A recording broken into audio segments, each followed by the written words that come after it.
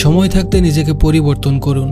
যেদিন কেউ চাকরি হারিয়ে চোখের পানি মুছছে, সেদিনই কেউ চাকরিতে প্রমোশন পেয়ে দামি রেস্টুরেন্টে ট্রিট দিচ্ছে। লাইফে কিছু একটা করতে না পারার কারণে যেদিন আপনাকে কেউ ছেড়ে চলে যাচ্ছে, সেদিনই কোনো এক প্রতিষ্ঠিত ছেলের কাছে কয়েকটা মেয়ের বিয়ের বায়োডাটা আসছে। হাত পা গুটিয়ে বসে না থেকে সিরিয়াসলি এবার লাইফটাকে নিয়ে ভাবুন। আজীবন সময় দিয়েছেন নিম গাছের নিচে, আর এখন এসে বলেন জীবন এত তিতা কেন? দোষটা কার ছিল? ভাঙা সিন্ধুকে কেউ টাকা রাখে না, নষ্ট ঘড়ির কেউ যত্ন নেয় না। এই সিম্পল হিসাবটা কেন বোঝেন না?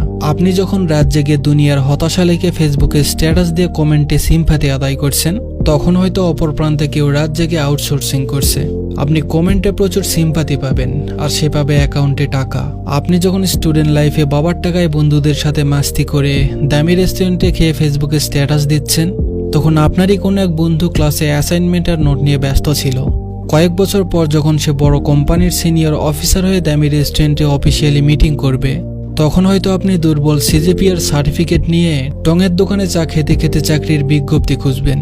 যে বয়সে লাইফটাকে আপনার জয় করার কথা, আপনি সে বয়সে করছেন এনজয়।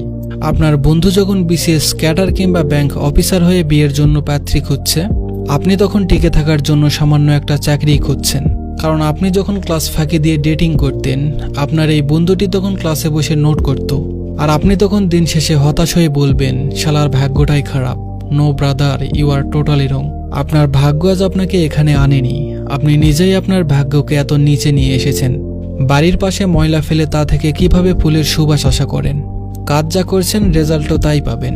সুতরাং সময় থাকতেই যেন আমরা সময়ের মূল্য বুঝি, কারণ প্রত্যেকটি মুহূর্তই জীবনে অনেক গুরুত্বপূর্ণ। ধন্যবাদ সবাইকে।